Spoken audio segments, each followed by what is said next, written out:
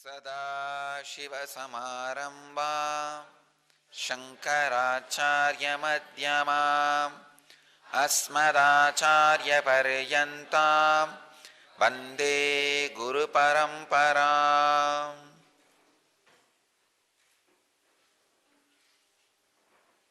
I welcome you all with my love and respects. I welcome all the devotees from around the world who are sitting live with us at this moment, especially from Toronto, Canada.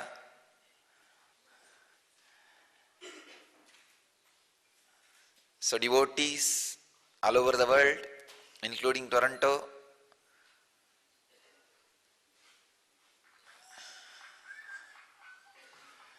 my blessings. Sit in a completely relaxed, unclutched way. Not only you will listen to my words, you will have the yen effect on you all now. You will all experience the levitation, the yen effect, the awakening of the Kundalini and spiritual healing in you all. So sit in a very relaxed way with open eyes. But don't be stressed. Don't even have the stress of trying to understand all the words I am uttering. Not only you, even I can't understand what all I am uttering.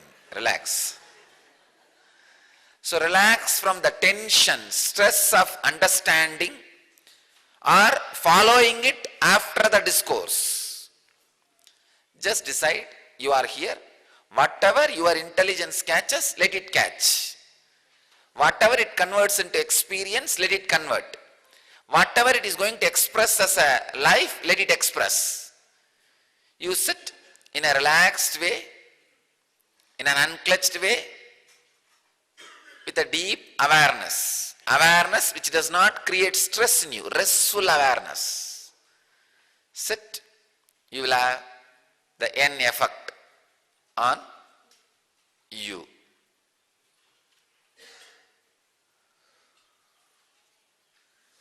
Before entering into today's sutra, I'll answer the questions. Diana Bello is asking, how can I keep contentment at work? I work in the medical profession. It is a tough place to be. In the ABCs of medical profession are accuse, blame, criticize. The ABCs of a medical profession is accuse, blame, criticize. I have to be on guard constantly. I would love to say I am on strike today. Don't bother me. That would not go over well when a baby is coming into the world. How can I be in contentment at work? I love my job some days. It is very trying, very stressful. I would love to hold up a sign to a doctor. I am on strike, I am in discontentment, do it yourself. Thank you. Diana, understand, I am not asking you to hold that strike board to the doctor. Put it in your house and don't even go. And you are saying, when a baby is coming into the world, what can be done? So much is happening, but nothing can be done unless once in a while you create a chaos in your biomemory and say, no. Unless you put your biomemory into the pressure that it has to get back to the contentment, I think you will not be able to achieve it. So two things I want to make it clear. When you say the medical profession ABCs are accuse, blame, criticize, then naturally you are in the right situation where you have the heavy peer pressure. This is the right spot to do strike. Then your biomemory has no other way except to survive. When the survival threat comes, naturally it learns how to be content. I tell you, really. When the survival threat comes, you just learn how to be content.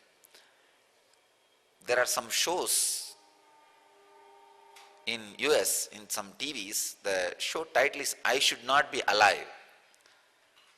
The people who got caught in the worst accidents, dangerous situations like a trekking or airplane crash, and escape from those accidents, they are interviewed. Their experiences are shown, actually dramatically recreated and shown. I saw some of those shows. When you see their experiences, they have so much of gratitude for simple air which they breathe, or little water they drink, the very life they have, because they were in a position experientially, what they have now may not be with them forever. Almost taken away, but given back. So the gratitude they have is from experience. I tell you, after seeing that show, listening from some of their experiences, listening to some of their experiences and learning from some of their experiences, I tell you, chaos teaches you how to be content. Especially the chaos which can create the survival threat really teaches you how to be content. So only one thing, have this understanding. How to be content should be the main theme of all the chaos which happens outside you, inside you, because of you, in spite of you. Chaos is a 4 variety. Inside you, outside you. Outside you because of you. Outside you in spite of you. Inside you because of you. Inside you in spite of you. All these 4 variety of chaos have this as a center theme. How can I be content? You will see your biomemory is intelligent enough to catch the truth.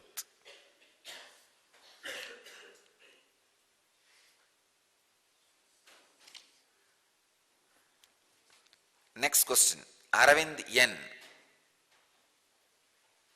How does one practice detachment of body and make our body align to the cosmos? Can you provide a technique, or is this supposed to be visualized? Let me give you the technique. How does one practice detachment of body and make our body align to the cosmos? Can you provide technique, or is this supposed to be visualized? Understand, this is the technique. When you are seeing, remember, you are seeing through the eyes. Eyes are not seeing. You, which is something away from the eyes, are seeing through the eyes. When you are hearing, ears are not hearing. You, who is something different from the ears, are hearing. When you are smelling, nose is not smelling. You, who is something different from the nose, is smelling. When you are touching, you are not touching. Skin is not touching. You, who is something different from skin, is touching through the skin. Just remember this only one thing. During all your actions, you will get solidified into that something which is different from the body. I tell you, an intense spiritual experience that you are beyond body will happen in you, and aligning to the cosmos will happen in you.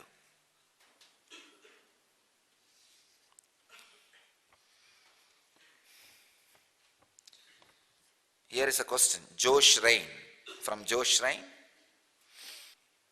When I meditate after 1 hour, I like to lie down, not sleep, but lie down and do nothing. And then body falls asleep after 30 minutes. I am not conscious, but it's a good sleep. I don't enjoy going out of the house. I don't enjoy people company and like to be alone. And I don't like to listen to your discourses either, as I feel I am in that what you already talk. I have no complaints, worries, and enjoying life. I do only necessary things needed. How can I increase my awareness and stay awake for longer hours? How can I break this at biomemory level? What does it mean to be awake, aware during sleep? Does it mean you never sleep and you never lose conscious? Do I have to use will, force, effort for 21 days to make this change? How are you able to do it for longer periods of time? What techniques have you done during your practice? Please answer. Josh Rain,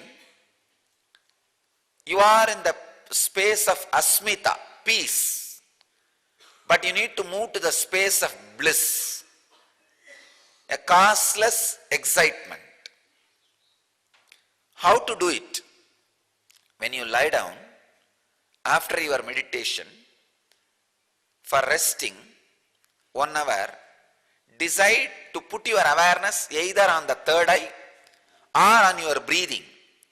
Then you will understand, after that 1 hour you are sleeping also will not be unconscious. You don't need to use your will. You don't need to use your force. In a very relaxed way, like how you look at a rose flower, how you enjoy a garden or a valley or a forest. In a relaxed way, same way put your awareness on the third eye and be relaxed, be centered, without any stress. That is enough to put you into that conscious, awake, aware, the conscious sleeping state. Now, the Patanjali's Yoga Sutras, the subject, awaken your hidden powers. It is a 94th sutra in 2nd chapter, 43rd verse.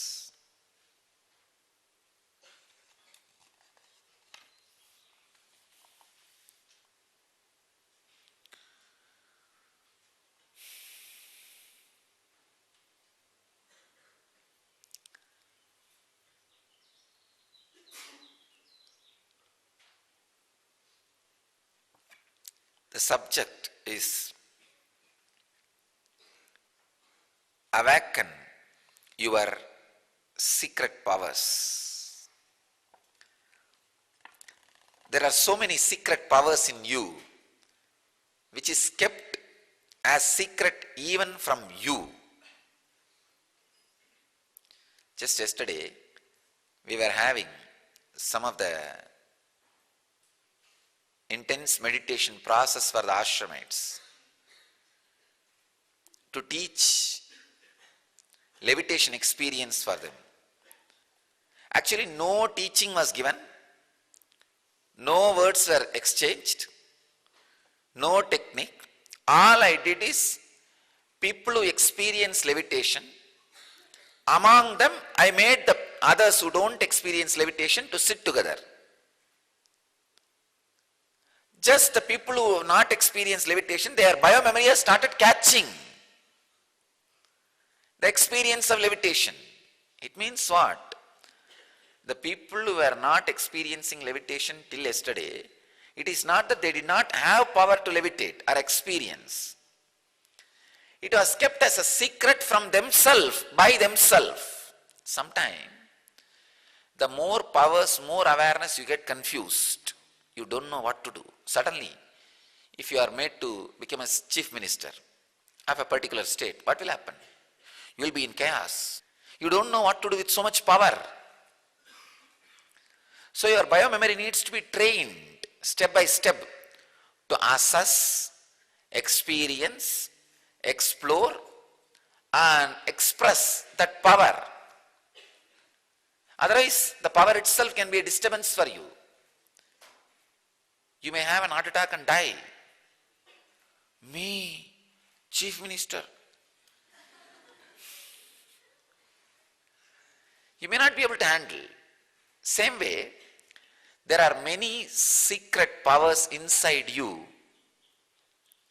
Animadi siddhis. Anima, Lahima, Mahima, Karima, Ishitvam, Vasitvam, prapti. These are the different siddhis.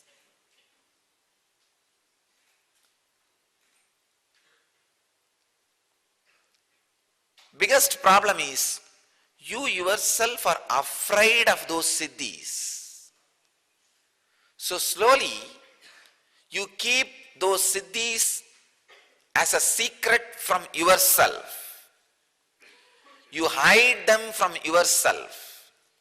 You just say, it's okay, you are good, I am good, you be there where you are, I will be there where I am. Otherwise, your bio-memory is basically intelligent. Just the other day I was reading some of the verses from the Siddha tradition. There's a huge granite temple made in Tanjore by a great king and a Siddha, Karuvurar. Karuvurar was a great Siddha. He and his predecessors were the spiritual guiding force behind the temple. And King Rajaraja was the physical who was providing all the necessary things, infrastructure, manpower, resource and everything. It was a monumental work, unimaginable work. 217 feet granite, marble. One of the oldest, tallest structure built in granite in the world. And it's not like a pyramid, just geometrically shaped stones heaped together. No. Such a deep artwork, not a single inch goes uncarved. There is no geometrical carving. You see, geometrical carving is very easy. Just catch slaves and tell them, they will carve it. And if they don't beat them, then they will carve it. Geometrical carving does not need a person's cooperation. It does not need the intelligence or art, creativity. No. If you just frighten him and do this or you will be killed, then he will make the shape of geometry. Triangle, rectangle, square, over. But this temple is an amazing piece of art. Every inch is carved as an art piece. So you can't build it with slaves. You have to build only with artists who can never be enslaved. You can never enslave an artist. He will have his own independence, freedom. Even if you try to enslave, he will make monkey and donkey. What will you do? You can't force him to make some beautiful thing by enslaving. No. It's an art piece. Shocking size, art piece. I was reading, not only carving, I was wondering how they would have assembled the whole thing. Whole thing happened within 5 years. Just 5 years. The Rajaraja built everything, assembled. So I was pondering, how did they assemble the whole thing? Because impossible to put one on the other top without any machineries, tools.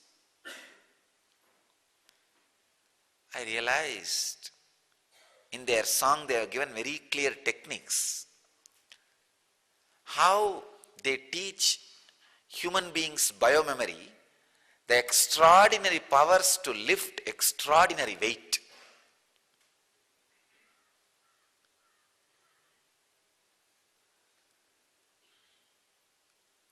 Each human being has a hidden secret power to lift extraordinary weight.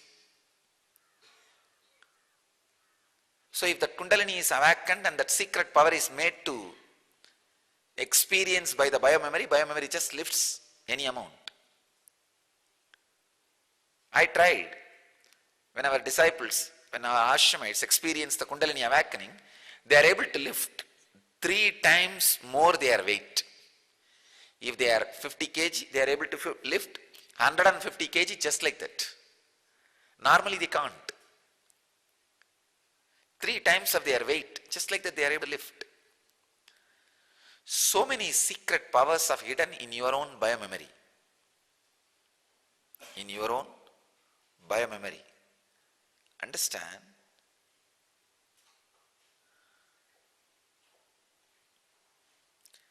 The secret powers hidden in your biomemory should become part of your life. You should have intelligence to handle those powers in your life.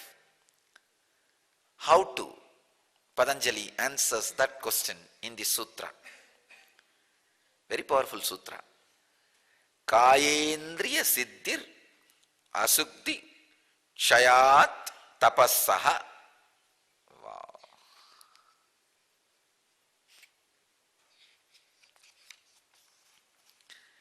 The mortification, Swami Vivekananda translates this sutra as the mortification of the organs and the body through the destruction of their impurities brings powers to them. Swami Prabhavananda translates as the result of mortification, impurities are removed, then special powers come to the body and the sense organs. Swami Sachidananda translates the same sutra as by austerity impurities of body and senses are destroyed and occult powers gained.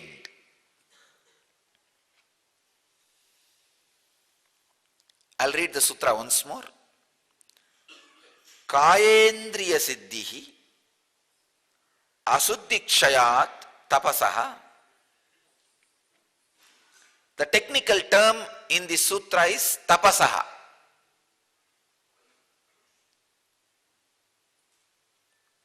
That is where I am going to differ with the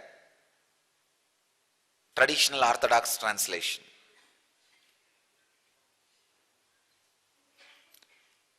Traditional orthodox translations say mortification.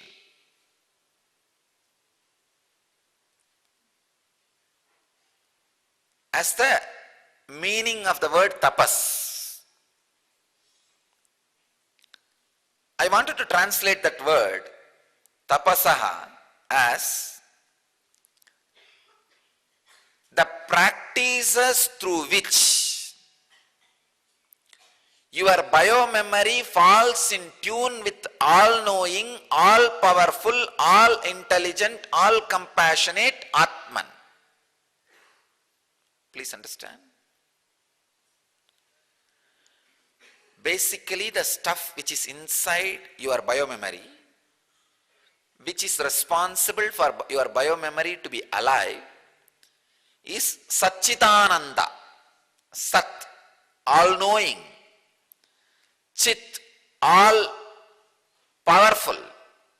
Ananda, always blissful.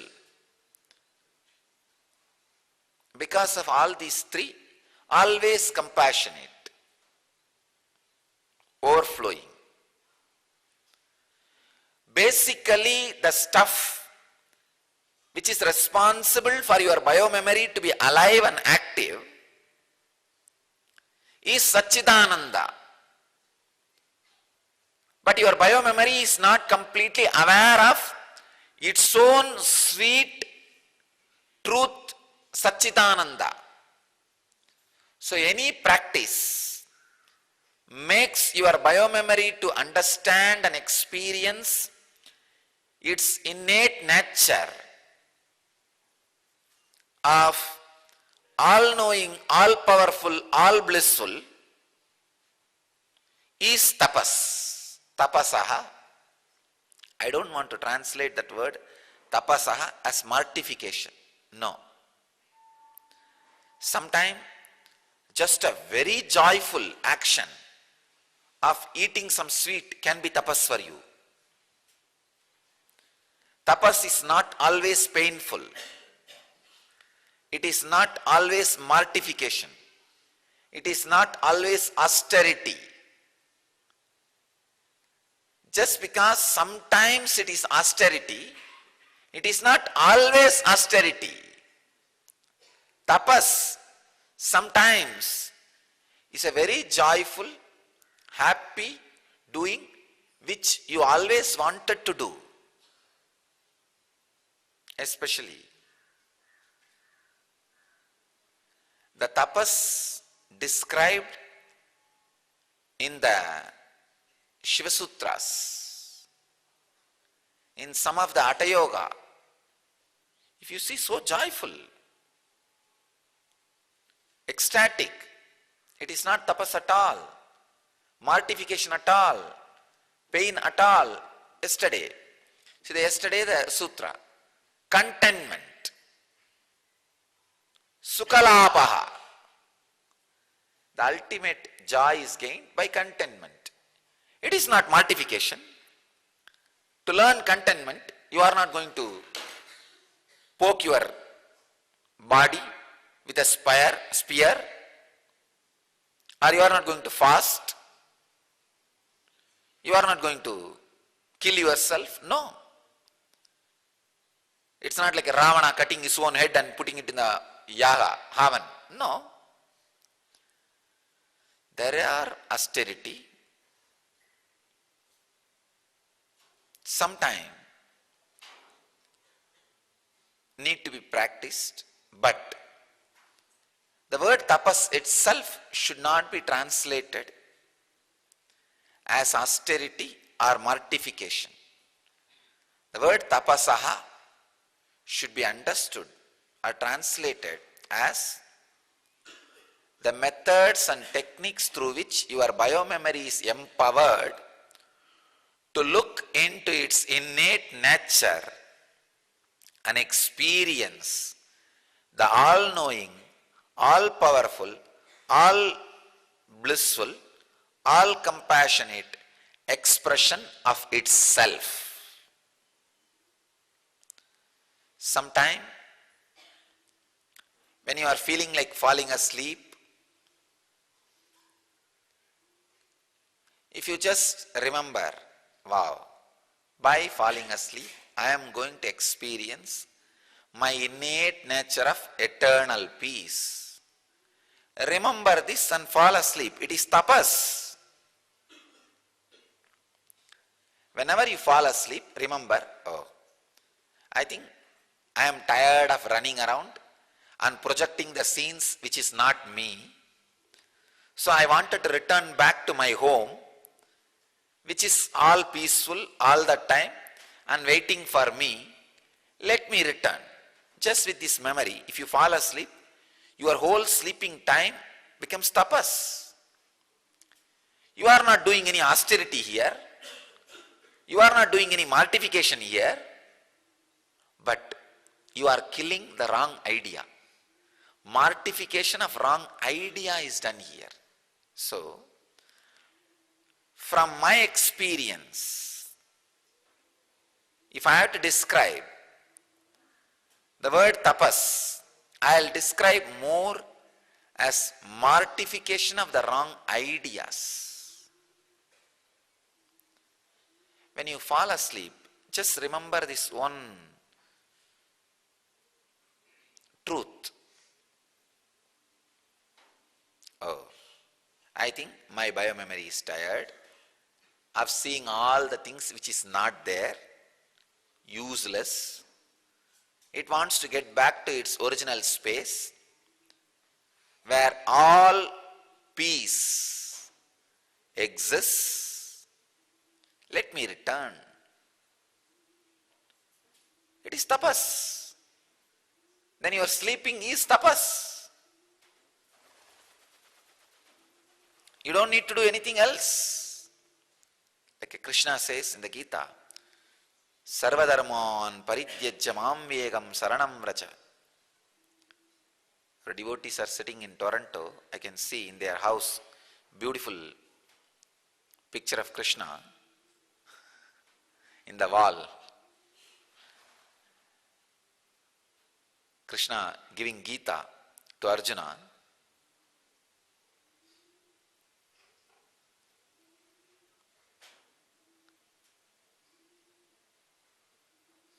how Krishna says, Sarvadharman parityajya mamyegam saranam vracha aham tva sarvabhavebhyo mokshayikshami masuchaha. He says, drop everything and surrender. It is not mortification. It is just pleasant, sweet, relaxed technique for falling in tune.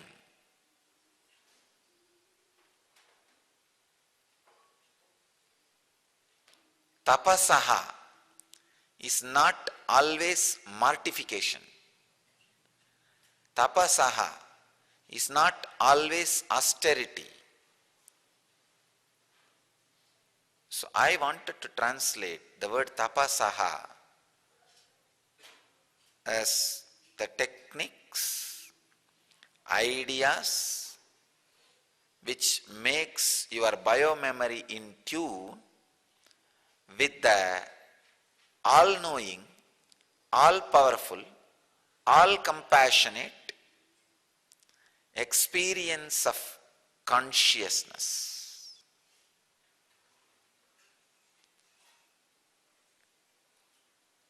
Kayendriya siddhir asuddhikshayat tapasaha.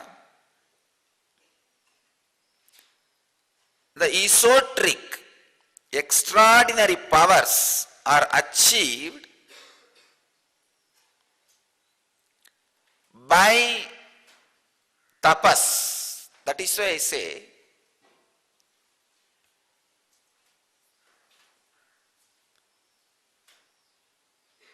see, yesterday, so many people, I can say at least handful of people, some 5, 6, picked up levitation without any tapas, just by sitting in the group who are already levitating. How it happened? The biomemory falls in coherence with other biomemories. So in a way I can say, living in the Sangha itself is tapas.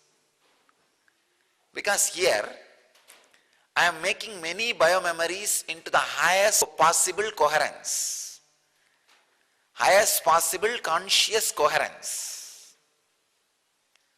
So when you are living among those biomemories, naturally the dignity and grace they express in their body language, in their biomemory, in their joy, I am really, really happy. Last few months, the coherence of the whole group consciousness is intensely raised.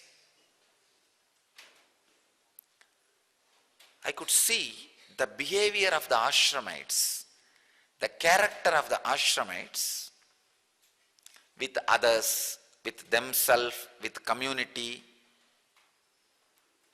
has transformed so much. I am seeing the sweetness, the undercurrent of the sweetness is raising within themselves and with others and with everybody.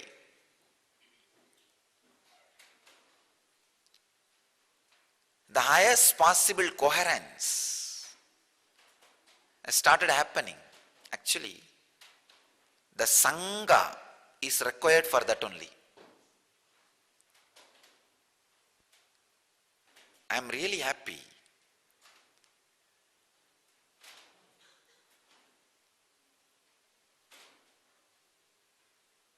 In 2009, I am more or less like a place where satsang happens. Some loose seekers come, something is shared, they learn,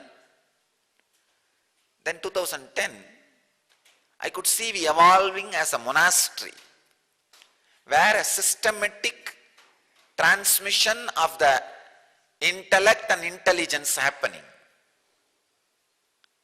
Now 2011, I can see very clearly, we have entered the zone of mystery school, where the energy experience is getting transmitted. Where the energy experience is happening.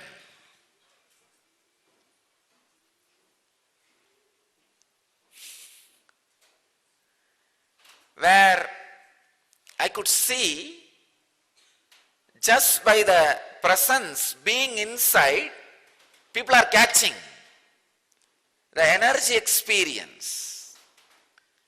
Different extraordinary powers, like Patanjali describes, Kayendriya Siddhihi. The body and sense organs are getting ripe. Please understand, the word Siddhi, I do not want to translate as extraordinary powers. I want to translate that word as getting ripe. That's the right word. If your eyes are ripe, you can see anything.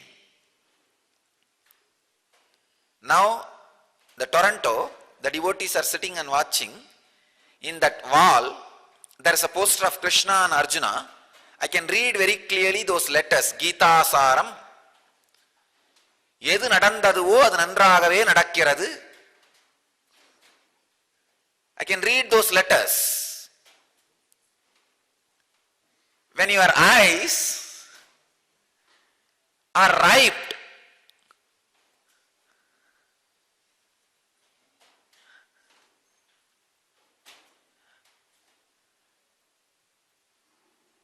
you can see extraordinary things. Of course, I am not trying to prove the extraordinary power. What I am saying is, when you make your senses ripe, you live with it joyfully. See, this levitation is nothing but the method of ripening your senses. I could see the people who sit every day for the levitation experience, the samana experience, first thing happened is drastic healing. Long-term serious sicknesses have just like that disappeared. Some of the gynecological problems these devotees had for years disappeared just like that. And 10 years back pain, years of stomach problem. When your body is ripe, the Kayendriya Siddhi. Please understand, again I am translating that word Siddhi as ripening of the sense organs. I don't want to translate that word Siddhi as extraordinary powers. The extraordinary powers will be the side effect. When your senses ripen, actually, when your skin ripens, you will have the power to expand or contract. You can blow like a balloon or shrink it as you want. That is what is called Mahima Karima. The anima, lahima, mahima, karima. Making yourself weightless or heavy or small or big. All this happens when your skin ripens. The word Siddhi, even Ramakrishna translates as boiled, ripe, cooked. How to cook? Boil your senses by more and more and more awareness, nothing else. Awareness is the only heat which can cook. and boil your senses. No other way for boiling your senses. So kayendriya siddhihi, when your sense organs and body is ripe, automatically the extraordinary powers starts expressing.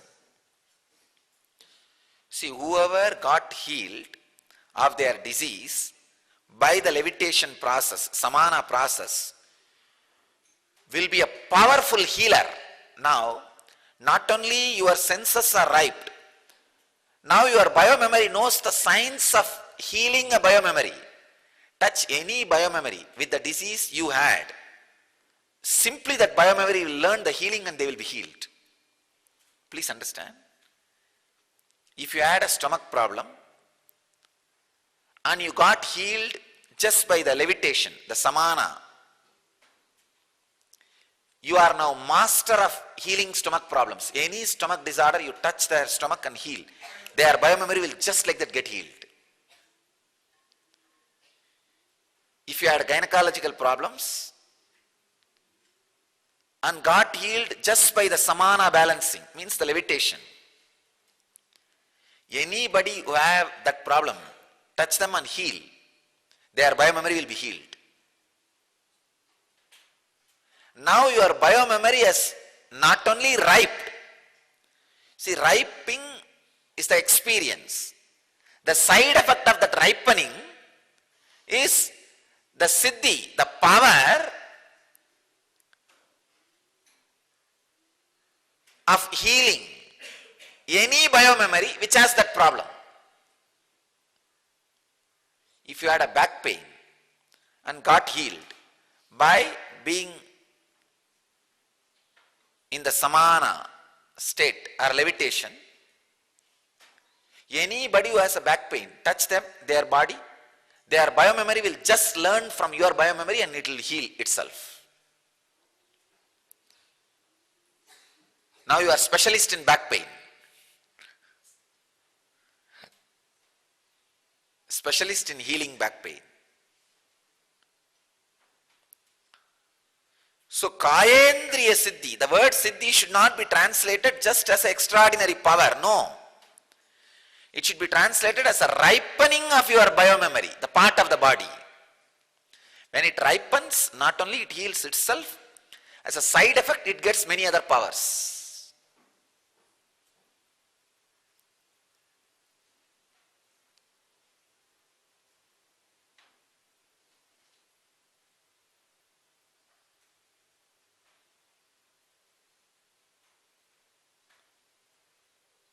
How to know what kind of siddhi will come? What part of the body is ripened? Patanjali explains that as a huge chapter. How to infuse awareness into every part of the body and ripen that part of the body and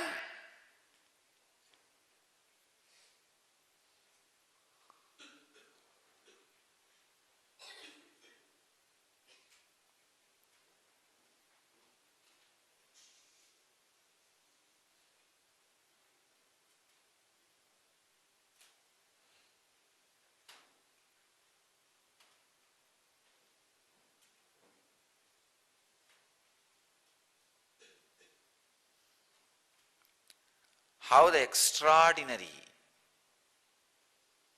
siddhis express, what kind of siddhis express for each part. Patanjali talks about this as a separate chapter, Vibhudipadam, Vibhudipadaha. When I talk about that chapter, I will explain detailed way different kinds of tapas for different siddhi. Here, understand this much.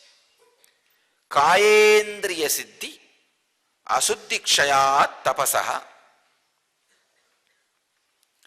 When the body and sense organs are ripened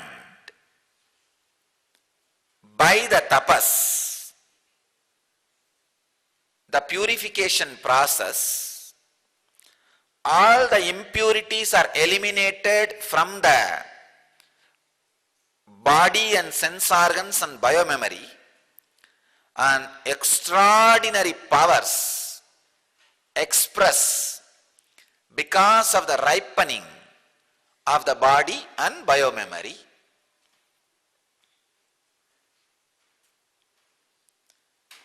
Literally, the Master's presence is every day cooking.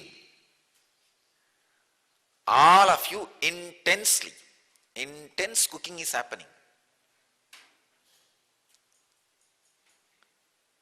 That is why I say, do not miss a single chance of allowing the N effect on you. Allow the N effect intensely on you, whatever possible way. Now come on, let me create the N effect on the Toronto devotees, Canada.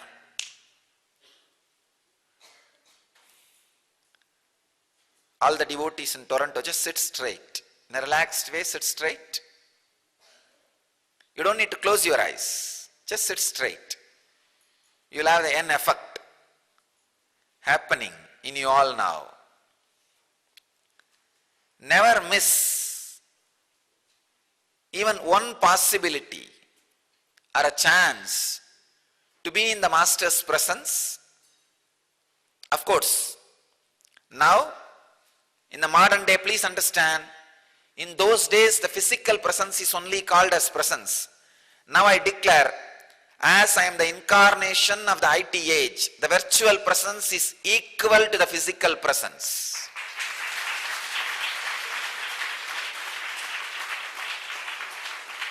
So wherever people sit with me virtually, with this two-way communication, I am able to see you all, you are able to see me. The physical presence happens. The N effect happens with the same intensity.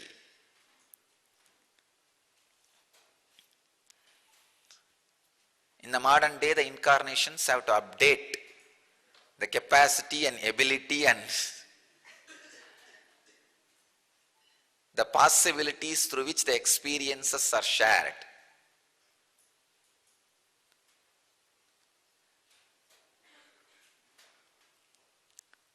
When your senses are ripened, not only the extraordinary powers express, the tremendous transformation expresses through it. The character you show is a solid, unimaginable, amazing, divine,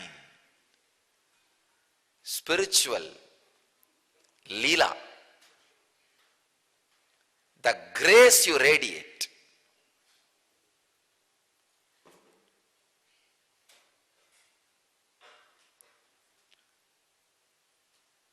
the joy with which you handle life,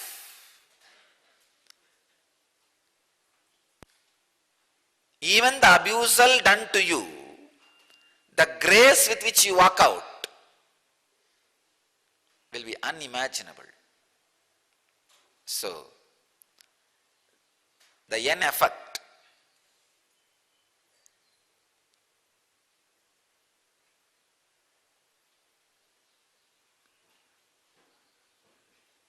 is the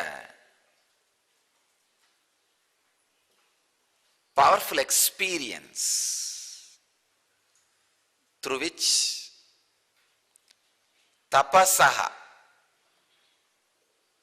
and siddhi, means boiling and ripening of your body and senses happens.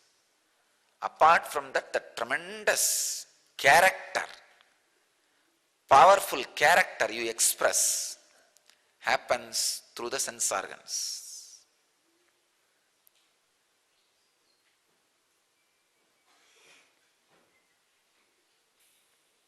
I bless you all to experience tapas. I bless you all to experience, achieve, live, express, radiate, share the eternal bliss, Nityananda. Thank you.